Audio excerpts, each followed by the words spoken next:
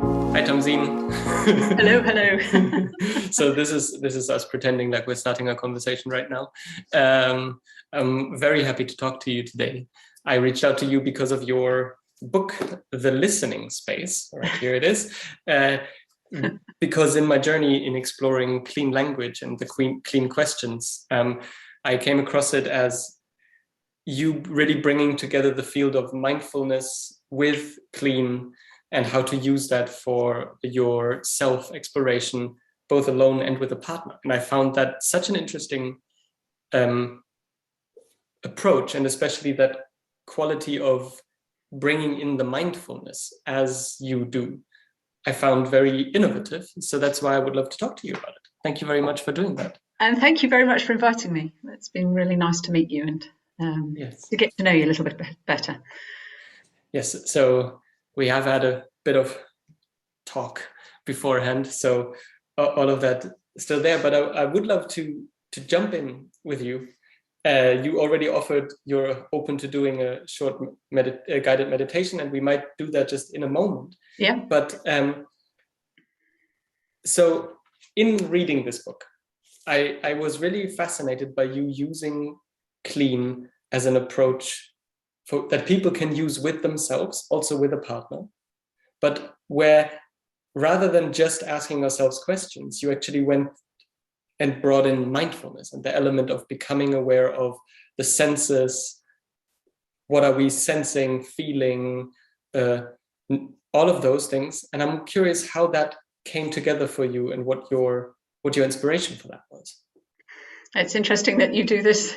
I do that a lot. It is, yeah, It's about bringing things together. In your previous podcast with Nick, which was lovely to listen to, because I have a similar gesture, and I wonder whether it's just worth explaining a little bit about the sort of path that brought me to doing this. Go for it. So I was a physiotherapist for 10 years, working with patients in neurology, people who'd had stroke, head injury, multiple sclerosis, range of neurological conditions.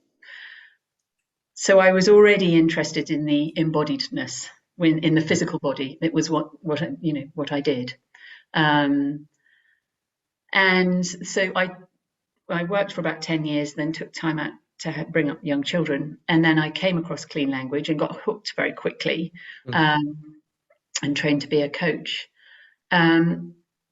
And the element of clean that I loved was working through metaphor, when people describe one thing in terms of another. So we use metaphor in the broadest context, not just similes, analogies, but everything comes under that umbrella, if you like. And maybe me just coming in there, because I think for people who might be new to this, that definition of metaphor being that describing one thing in terms of another. So rather than talking, then when I describe, I can hold things like a cup.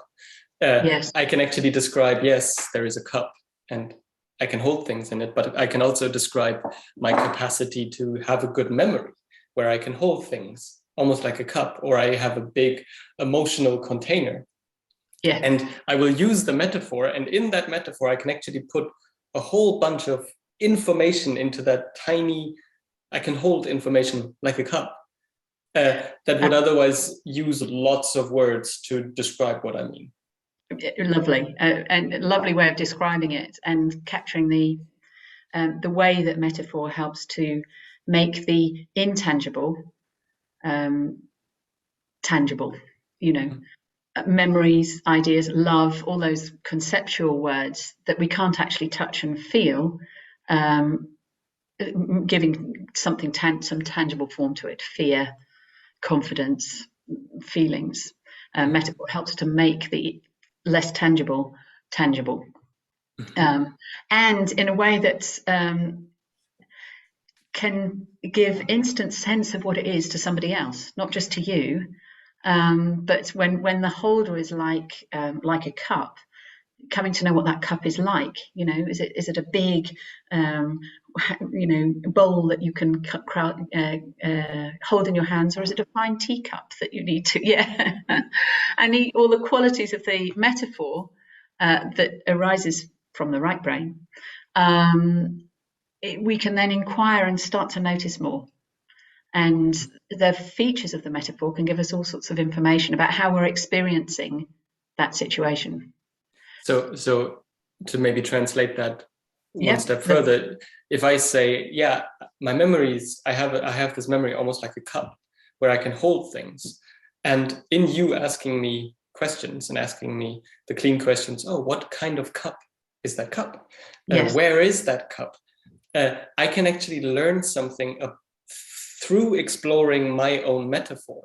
I can learn something about my own inner world yes, that I already implied by calling it this yeah, memory like a cup. yes, But in finding out, wow, what is that cup like? What kind of cup is that? yes, I can learn things about myself that can yes, be tremendously insightful. yes. And it works through going into that metaphor. So that's actually maybe a really good, succinct introduction to what is clean. It's exploring that. Yes, and finding your own metaphor. David Grove, who created clean language, referred to autogenic metaphors, metaphors that are generated within yourself, by yourself, not given to you. It's not me telling you your memory's like a cup. It's you being asked questions that bring awareness to yourself that often invite metaphor. Mm-hmm. Yeah. So the metaphor element I was fascinated by. It's also metaphor is can be playful, it can be fun, it's 3D, it's colourful, it's something you can get hold of metaphorically. So it can really bring an experience to life in a different way.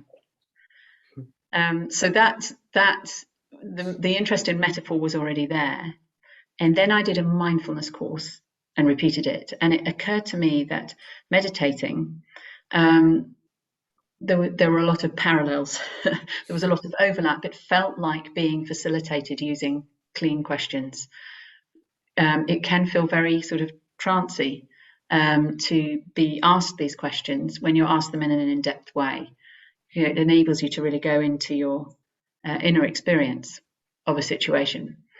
So I thought, okay, well, how can you take clean language, which is often used as an outcome-oriented process? How can you take clean questions and combine them with mindfulness in a way that, what's the interface between the two? How do you combine them? And that's where over a number of years, I created what I call the listening space, which is a way of using, just a particular way of using these questions that keeps coming back to a focus point and starts with a question, what would you like to explore? Rather than what would you like to have happen? So yes, that's my and that focus word, that focal point is always chosen by the person who is doing the exploring. It's a relationship between facilitator and explorer. And the explorer chooses which word is resonating most for them. And because it's a word that resonates for them, it's an embodied word. And I take that in the broadest sense. When I say embodied, I mean something that is happening in or around their body. So it could be the way they're thinking, the way they're feeling, the way they're doing with their body, what they're doing with their body. So embodied, I take in a bit of a cheats way to mean all of that. And because you keep coming back to it, it becomes a very mindful, embodied process. And so that already took a few steps here, going from the physiotherapy, Yeah. finding clean mindfulness, and then making it your own with the listening space. Yes. And I would love to maybe take that, making it your own, and expand on that a little bit and take a few steps, because I would love to explore your sense of using mindfulness and clean together, and actually just take a moment there. And you offered to do a breathing meditation with these clean questions, and if you're still up for that, I would be very curious in both offering that to us so we have something to talk about, but also to the people listening so they can maybe get a sense of what is that clean mindfulness. That would be lovely to do. And I've realized there's one thing I need to explain before we do that really Absolutely. is my metaphor for bringing mindfulness, bringing a mindful approach. And it's that of a welcome mat. So what's really important to do before asking or being asked questions in this way is to wipe your feet on the welcome mat. And in so doing, you wipe away any desire to fix, change, analyze, interpret. You welcome in equal measure all your thoughts and feelings. And when I say feelings, that could be bodily sensations or it could be emotions. So you're welcoming in equal measure whatever arises for you. You're not trying to get somewhere. You're not trying to achieve something, but rather just notice and be with what is. Does that make sense? Yes. Yeah. So it's actually the space you want to invite, both in you asking questions, but also in me listening to your questions, and potentially any listener listening to your questions, is wiping the feet on the welcome mat and saying, whatever happens, whatever is in awareness is what's in awareness. Yes.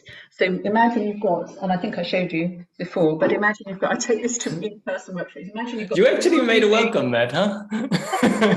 Imagine you've got this lovely big welcome mat and you can wipe your feet on that, because this is just a space for noticing what is for you. Mm-hmm.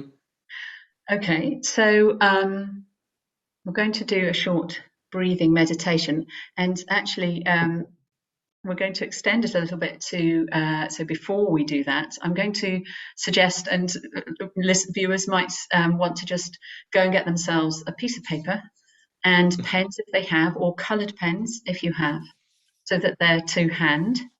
You can press pause if you need to. So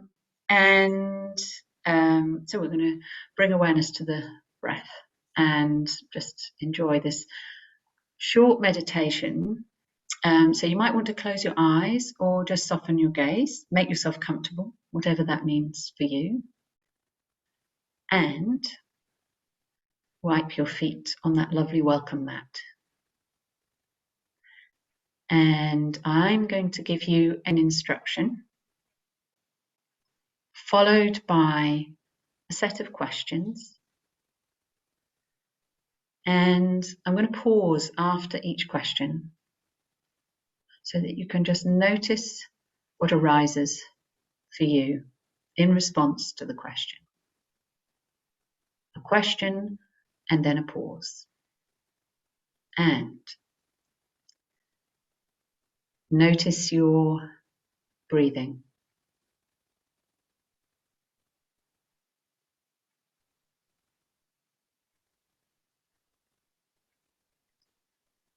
Whereabouts do you notice your breathing?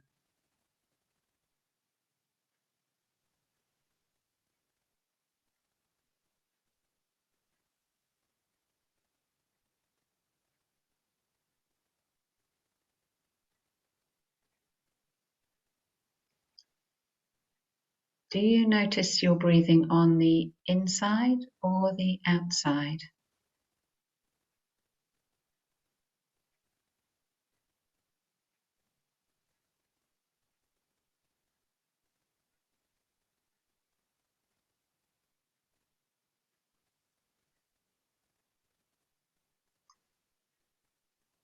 And what kind of breathing is that breathing?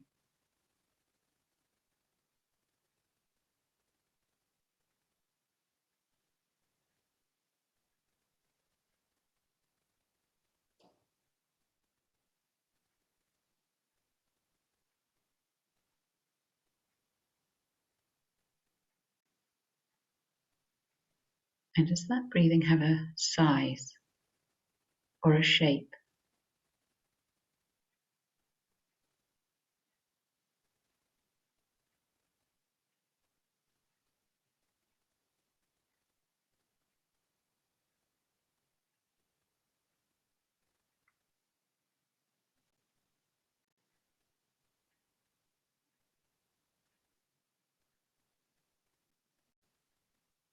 And does that breathing have a sound?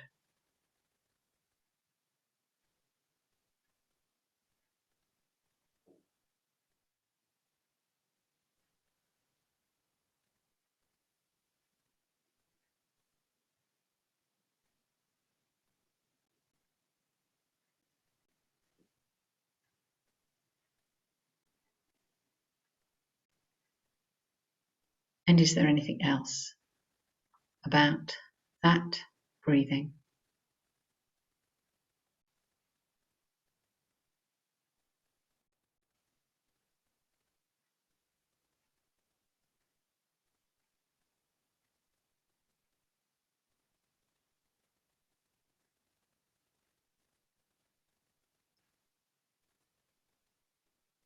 And gradually bringing your awareness to the room around you.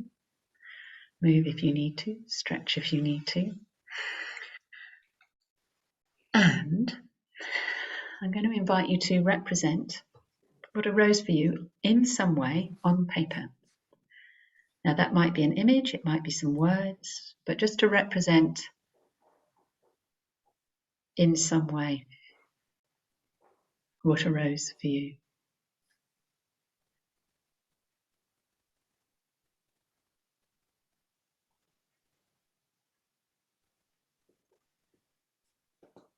And you might want to ask yourself, what do I notice as I look at what I've drawn or written?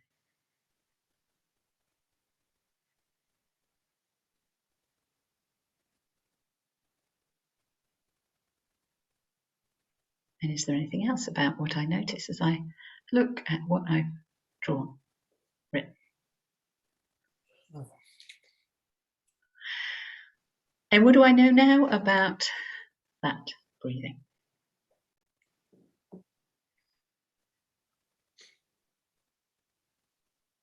And what difference does knowing that make?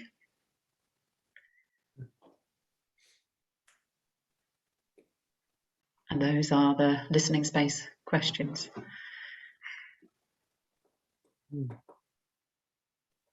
So I'm curious. Yeah. What was your experience? Is I am definitely more burp, and with that the burp also more tired. Yeah. I could just relax back and sit somewhere, and I will just do that right now and continue talking to you. And what I noticed was it was me staying with my breathing in a very lovely, open way. And what I was most aware of was that the breath was this constantly moving shape in my solar plexus, pretty much in the middle of my diaphragm. So it was this. And what I came up with was this visualization of that moving thing and the words thank you, because what I was left with, and I don't even know who that thank you is to, but those were the words that came with it. It was a thank you. Yeah. Lovely. And everybody's experience will be different. And the difference between a clean meditation is that I'm not telling you what to notice. I'm just inviting you to, I'm not telling you what to bring your attention to. So everybody will notice different things. And some people, I mean, this shape here that you've drawn is a metaphor. It's not literally there. Mm-hmm. It's the beginning of a metaphor. And for some that happens, for many it does, and for others it doesn't. For me, I had this sense of the sails, what do you call them? Yeah, sails in a sailing boat, and they were being flapped quite strongly to begin with. And as the meditation progressed, I could feel them stilling, like the wind was just calming a bit. And yeah, so those are clean questions that you can use for self-inquiry, and you could use them. You can use clean questions to inquire about pretty much any aspect, well, literally any aspect of your experience. What I like about these questions also for mindfulness, and it's not the first time that I've listened to one of your meditations, because you do offer them on your website. So yeah. I have listened to them before. What I like about it is the sense of there is a clear instruction, which is pay attention to your breathing. But beyond that, it's what's happening in me. And Yes. the questions for like give me a clear bringing my attention back to the breath with a certain question. What kind of breathing is that breathing? Does it have a size or a shape? But rather than you telling me to inhale to the count of 3 and then exhale, which also has its place, like Yes. that I can actually experience, have an interesting experience doing that. But it just allows my awareness and my questioning and exploring the breath to unfold. And I find that is a very gentle and surprisingly deep approach towards mindfulness, because it brings the attention back to the object of mindfulness. And at the same time, it allows my own rhythm to unfold it. And it could look so different for different people, but they are the same questions. Yes. That's a lovely way of describing it. People often describe a sense of coming home to themselves. And there is a sense of real agency for you as the explorer, the person receiving the questions. A friend of mine has a lovely expression, or when someone's not being clean, that they're speaking into my life. Mm-hmm. These questions prevent other people from speaking into your life. And I quite liked that, let my experience be in this moment what my experience is. Yeah. And I'm curious what your experience with people using this as an approach to mindfulness, what your experience with the kind of effects of that over time are. So, I suppose I don't teach mindfulness. I'm a coach, but I use this process a lot in my coaching, a lot. And my way of seeing it is that it brings mindful awareness of that person's experience through metaphor, means that they've then got something tangible that has the possibility of changing. And I think I shared with you an example, but I wonder whether this would be a useful point to give an example from a client session. Mm-hmm. Yeah, so that people to make it more tangible. So the way that I bring the sort of mindfulness element to being with a client might be that it may be that we open by saying, what would you like to explore? And then they'll go into a very long and exploration that could last an hour. Or it may be that they're talking about whatever's on their mind, and I hear things that seem to have resonance, that seem to have emotional charge, or it is repeated. So this particular client talked about boil. She said, I boil. I'm in the meeting and, I feel like they're not listening to me. And when that happens, I just boil. And she mentioned this word a few times. And so I said, well, is that something you'd like to explore a little bit more? Boil. You've mentioned that a few times. Yes, that'd be great. So we took that as the focus word to keep coming back to, just as we did breathing for that meditation. What kind of boil, anything else about boil, whereabouts is boil, and with clean language, I think one of the really important elements of it is the repeating back. So there's the I'm listening to you, I'm hearing your words, I'm repeating them back, but it also means you can listen to yourself. And that's a really, really important aspect. And it might be worth talking a little bit about the repeating back in a minute. But so boil, very quickly, she spoke quickly. So boil was something that started here in my belly. It comes up and, oh God, when it comes to here, boil, I've just lost it. She's talking very quickly, and then she gets quite passive-aggressive or aggressive in the meeting. And the consequence of that is relationships get a bit tetchy, and she's not able to advocate for her clients that she's representing in these meetings. So she said, actually, it's a bit like lava. It's coming up in my spine. So very quick, would you like to represent that on paper? And she got a black pen and she got a red pen, and very quickly she drew this. This was the lava coming up through her spine. This is boil. And when it gets there, that's it. She's lost it for the rest of the day. She can't calm down. You can feel a sort of tension rising. Really unpleasant experience for her, and not helping her.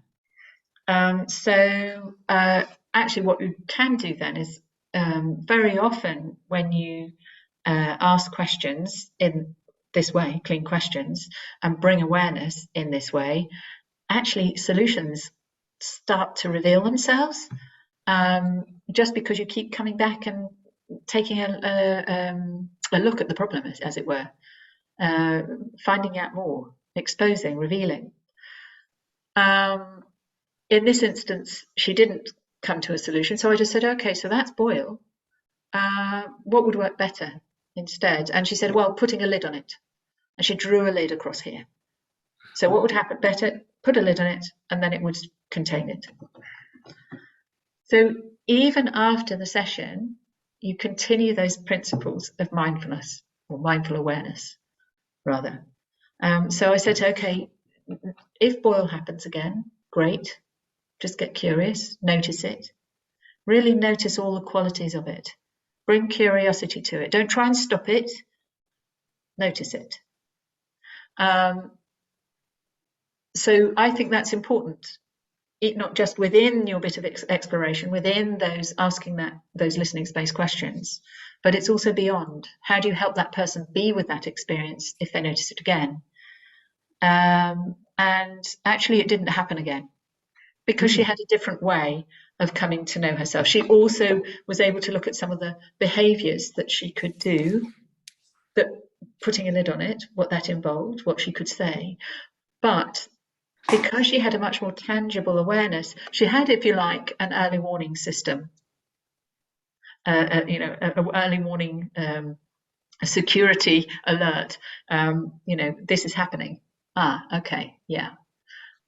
That boil, I can feel it. I need to do something right. I need to bring care and attention to myself right now, because this is happening. So you were in that session, she came with a problem, and that problem was boil, that she would have those moments of boil. Yes. And in exploring the metaphor that is contained in boil, she got to know that whole process a lot more, and that it wasn't just a 1 second, but she got to know the process. And in getting to know the process and staying with it curiously, she could find a solution, a lid on it, which is interesting. My mind would immediately say that's not a very sustainable solution, but that's my mind. And she had that early warning system. So where in the future it happened, she could get aware of it earlier and thus avoid the later stages of boil. So it brings mindful awareness in the real nitty-grittiness of real life. Mm-hmm. In the moment, in the heat of the moment. And it was that. Which is, can be very helpful. I mean, I can give other examples, and it's just fascinating. When you ask these questions, it's like a story unfolds. Particularly, this was quick, but particularly when someone's sort of really processing deeply, and not that this wasn't deeply, but and they're really, and it's like awareness builds over time. And as a facilitator, you're thinking, wow, this is absolutely fascinating. And always I learn something as well, because, they're often common human experiences, So I learn from how they're experiencing their situation, their life, in a way that this has very tangible. It's very you get a real sense of how this person is experiencing things. Yeah, and that is speaking in this mindfulness, I mean, this is already the step beyond pure mindfulness, or beyond purely, for instance, becoming aware of the breath. This is really applying the same principles to a very specific experience, and allowing that to unfold, deepen, become more nuanced and detailed. And what you also said earlier is that will then have in itself possibilities for change, possibilities for transformation. Yeah, I mean, I've got some lovely stories around that. There's one that I share in the book, I think, of a friend that I asked these questions. So it wouldn't just be in coaching sessions where you've already got a contract. So I wouldn't explain, okay, now I'm going to ask these questions because I've already got a contract to work with that person. But what's lovely about asking these questions is that you can hold a listening space for a friend. You know, it may be something problematic that they'd like to gain clarity on. It might be a creative idea that they want to develop. I facilitated someone around. She couldn't get a sense of how the book that she's writing, how that was going to look and feel in her hands. So just, held a listening space for her. So it's a really lovely thing to be able to do for someone with permission. You have to explain what's involved. It's not a normal conversation. But this friend was talking about, she has 5 children, a very busy life, and she was talking about tension that she experiences in the top half of her chest. So, do you want me to ask you some clean questions about it? And she said, yeah, that'd be great. So its tension is like, it starts from the base of her skull, I think, down to her waist. And she started with these questions. It became apparent that this was like iron armor on the outside, crushing inwards, like thick iron armor, and it's all rusty. And more questions, repeating back her words so that she could hear them. And she said, yes, it's impenetrable. And then as she was noticing this, she said, oh, but there's a key in the middle of my chest, well, in front of my heart, and it's in a keyhole, and it's saying, turn me, come on, turn me. And some more of the questions, and she said, yes, I'm turning it now. It's going clockwise, and it's turning really easily.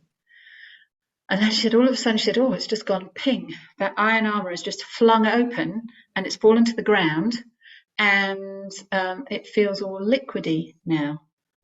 I can move, and I feel flexible and strong, and it feels just right. And so I asked her, what do you know now? And she said, I realize it's up to me, and that the key is the only way in. It's otherwise impenetrable. But I know, but before I didn't have a choice. Now I know what I can do. So just by bringing awareness, this key appeared in the middle of her chest. And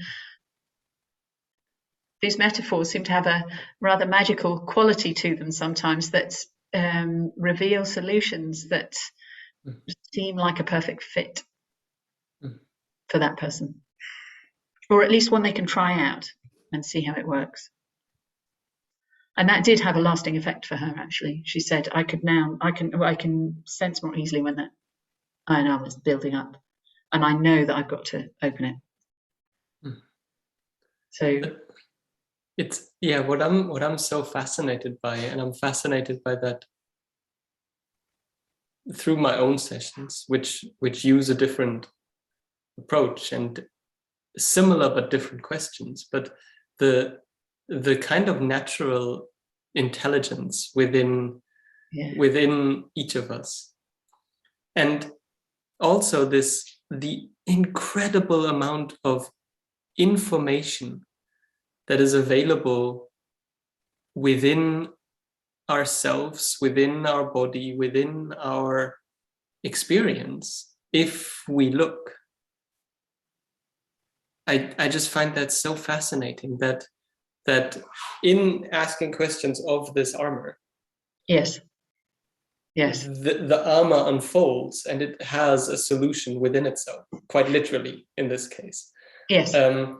But that the same can happen when we explore problematic patterns, when we are with them curiously, and Yes.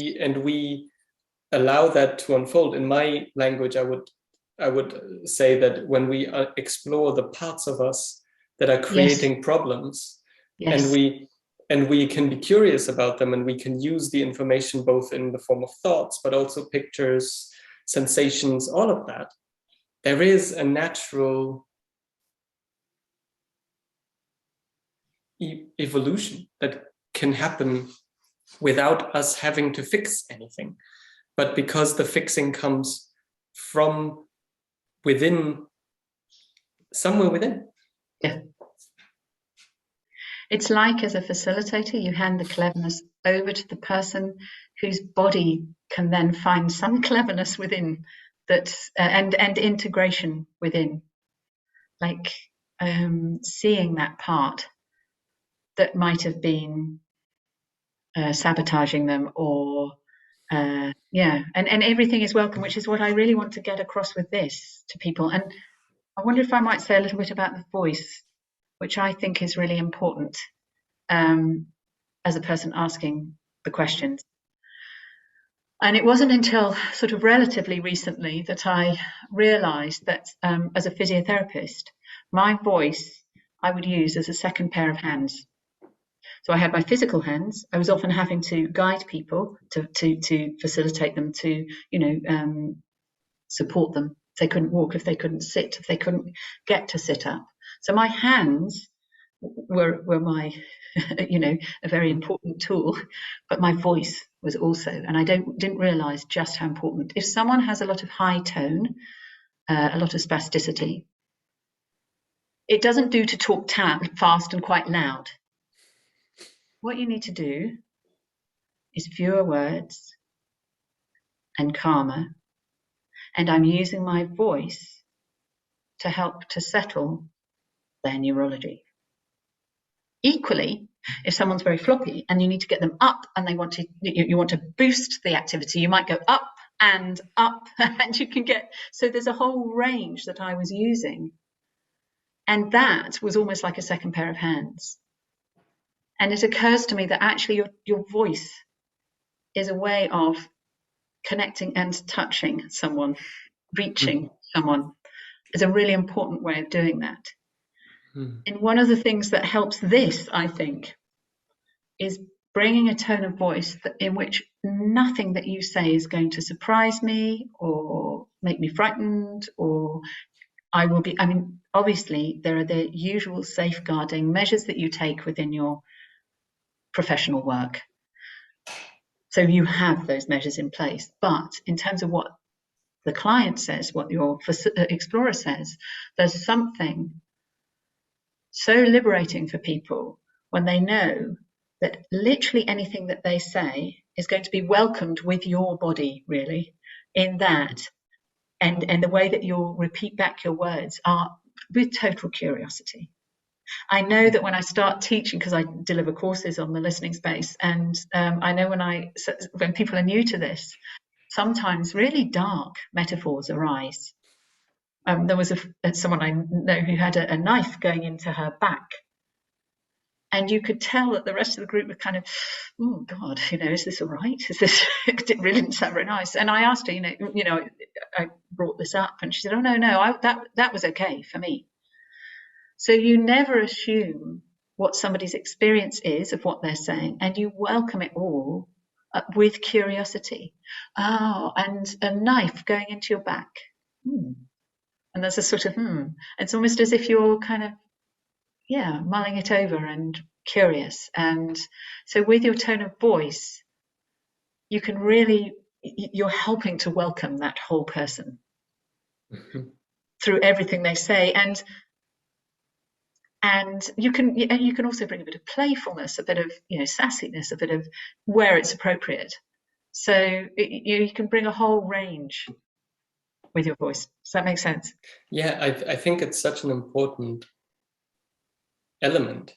Like so two things in what you say. So one being, I think, about the listening space and about the clean processes in general is that repeating back. Yes. So the people who've created the kind of clean or systemic symbolic modeling processes, they call it the 3-part grammar of whatever the client, whatever the explorer says, you will repeat back the important words, pause, and when, and then you repeat back one part of that, pause, and then you ask a question. And the how you repeat back already has such a big impact on how the other person feels received or not. So knife in my back, oh, is a different receiving Yes. of, oh wow, knife in your back. Yes. And there's no in response to what someone says, ooh, there's none of that. And actually, in a listening space, we don't use 3-part grammar. You just repeat back and ask the next question. Mm-hmm. And I have a rule of thumb, because you're wanting to speak, you're wanting to, as much as possible, invite the right brain into the conversation. The left brain, verbal mind, loves words and categories and meaning. But actually, in order to really optimize that possibility of the right brain being part of the conversation, I have a rule of thumb that you only repeat back not more than 3 or 4 items. So it might be a word, an item could be a word or a short phrase. It could be a whole sentence, but it's not too many words. And the silence between is as important as the list of repeating that. And of course, we'll never know what the important words were for that person. However, so yes, all of that becomes important. The silence, the giving a chance for those words to really land in the body. So it's not just a list of A, B, C, and D, and E, and F, and G, and H. Yeah, so it is the silence, it is the tone of voice. Yeah. And also what I would in my language call, we don't know which word is the most important, but we can watch for somatic markers. We can watch which words are somatically meaningful, which words have a somatic marker to them. So there can be it's gray, red, and blue. And blue is so obviously different that we can pick up that difference in their voice, in their body, and we can pick up on that and go, oh, blue. And where is blue? And we can unfold what seems somatically meaningful. I don't know if this is an aside that's relevant, but you talking about blue is making me think how I have a story that's just been shared with me, actually, a lovely story about a mother and her child, a mother who came on the course. And just so it gives you, not just thinking of clients, but the children who are embodying big emotions and who, and using clean questions as a way of coming to those somatic markers, to those that experience of the child. And this, can I read a little bit? She said it was okay to share. She said, I feel a bit at sea at the moment. She has a 5-year-old son who was getting quite tricky to manage at times. But I was amazed how easily my son and I both worked through the 5 simple questions, and how helpful it has been to have a language to communicate feelings, even when emotions are high. I now just ask, how much red, that's anger, or blue, for him that's sadness, is there? And where is that anger? Is it still down in your tummy, or is it up here where it goes boom? He said, I then have a better idea of how much capacity he has. Do we need to take time out and work through it? Or can we just get a blanket and curl up with a book? That's his calm and happy place.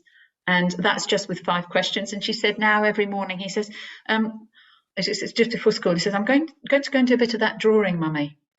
So it's like giving, so even with a 5-year-old, and it's giving that, actually no, he's only 4. It's amazing how much that these questions can help give definition to, or give form to feelings that are overwhelming and really challenging. I thought it is also because in talking to her son, if she follows kind of the steps, she sticks with his metaphors. Yes.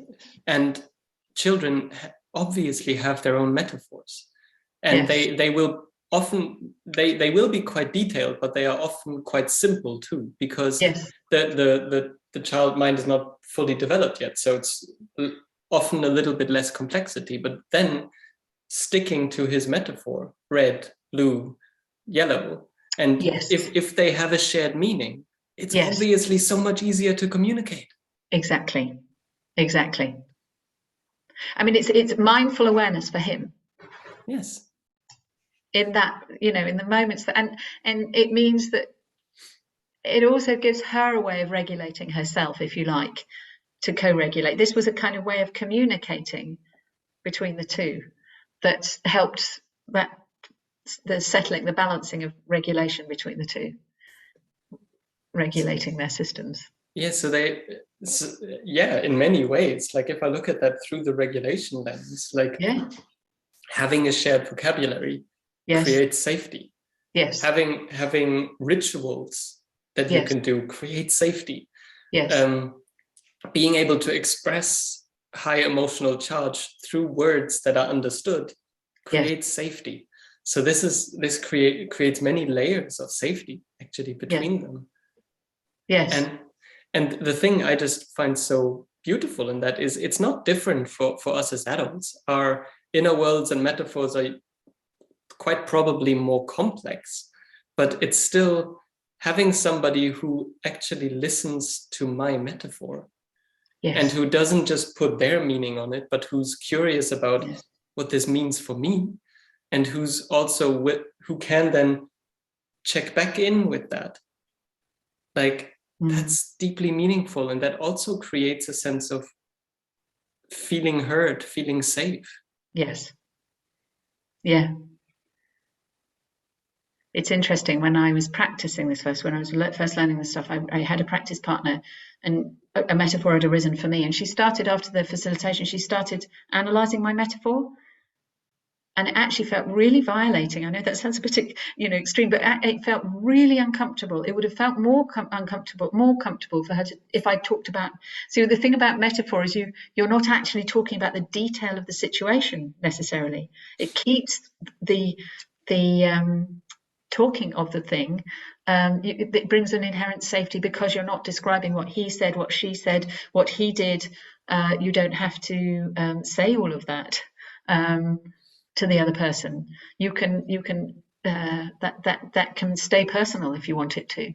And actually, it felt really, really uncomfortable that she'd analysed my metaphor. It was quite useful for me to know how uncomfortable that was, and how it didn't feel right to be doing. Yeah. So in your courses, you were teaching people this process. Yes. And you're teaching them to do this with each other. Yes. So we go on a journey. You've got the lighthouse behind me, and the lighthouse it has on the book. That we go on go in each floor represents a different aspect of the learning. So the ground floor is about being with self, using these questions for self-inquiry. The next floor is you learn about metaphor, a bit more about metaphor, and how fascinating it is, how fundamental it is to the way we think. And then the next floor up is called being with others. So that's about learning how to hold a listening space for others. And then the lantern room, right at the top, is in the book. It's where 7 individuals talk about how they use clean questions in the listening space in their everyday life. And there's a composer, a policeman, a mother, a teenager. So really varied examples. And actually, the other thing is, in my blogs, I try and capture stories from people who are using these questions, because they're beautiful stories, and also I think it helps people give ideas.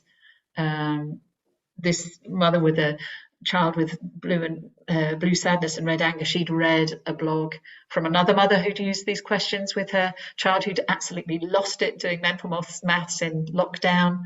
The blogs are another source of learning about how you could use these questions. And what's your experience with how easy is it for people to pick this up with each other? Do you know, I think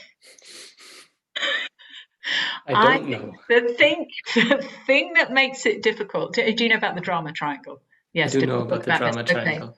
So I think if you can let go, so as a listener, as a coach, as a whatever it is that you do, as a parent, one of the biggest traps we fall into is to become rescuer. I don't know if you'd agree.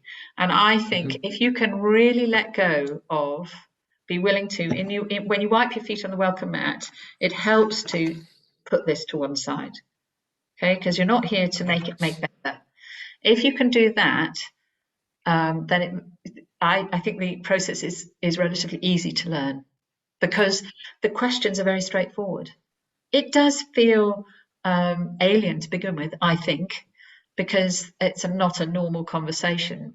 But most people find it very liberating, both as an explorer and as a facilitator, because you don't have to worry about where you're going with the questions, which question to ask next, because there's a very clear structure to them.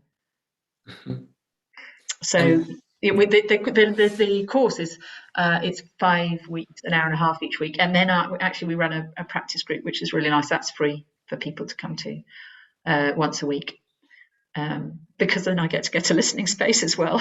So that's good. Yes, so that's the learning of, and there are some examples of listening space on the website on the page. And the thing I'm curious about is because I run my own courses and they have their own process and all of that. And my sense is actually there is something strange about a lot of that, but actually people pick it up so quick, and people can have deep, meaningful explorations with each other. And one of the things in reading your book is actually how many words and metaphors you use that I use too. So I also call people explorers. I call it listening. Yeah. But my sense is just that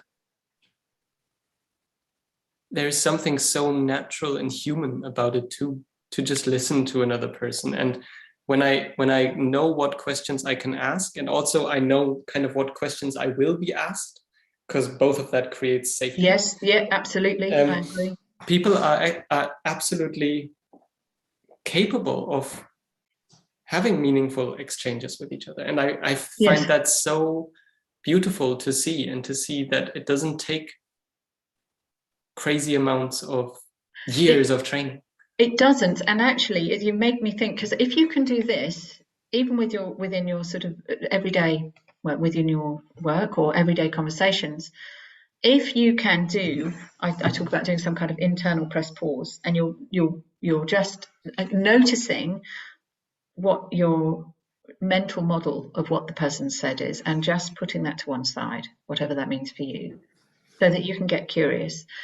You could do it straight away. You don't need lots of training. All you need to do is, you could do a number of things. You could just repeat back a word or two with some curiosity.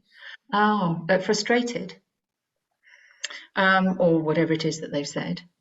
So first off, you could do this and set aside any desire to do this. But if you do this alone, you're almost, it's like bringing a clean mindset to the conversation, to the interaction. If you can do that, it may be that you just repeat back some and say, oh, is there anything else about that? Repeat back some. Anything else? It can be as simple as that. And it's just your way of saying, oh, do you want to say a bit more about that? So repeating back and asking, probably the most conversational question is what kind of? What kind of stuck? I'm stuck on this project. What kind of stuck? It's conversationally, you're not trying to do anything other than check out your understanding of it. Or do you want to say a bit more about that?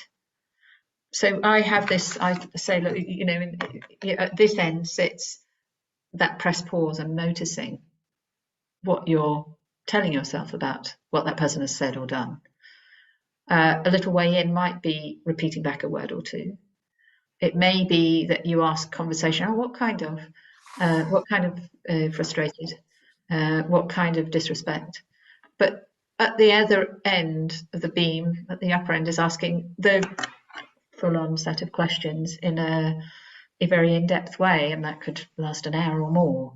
So there's a whole range. You could use them straight away by doing this in this moment while this person is talking, while maybe your client, maybe your friend is talking, just noticing what you're telling yourself, put it to one side, get curious. Oh, anything else about that? Or repeating back a word or two. So it is as simple as that. The intention is clean, and you might add a clean question. What kind of? Maybe. Anything else about all of this for today? Because I feel like actually this is kind of a very good place to close. No, thank you. I've really enjoyed our conversation and having this opportunity. So thank you. Yeah, thank you very much to you. I've enjoyed this too. I find it so fascinating to see the differences in approach, but also all the similarities, because so many of the things you emphasize are so close to what I will emphasize. I will just use different words. So I would call it the word I would use is make sure that you're in self. So self is kind of the healthy adult we all have inside of us. Yeah, that is always available. Yes.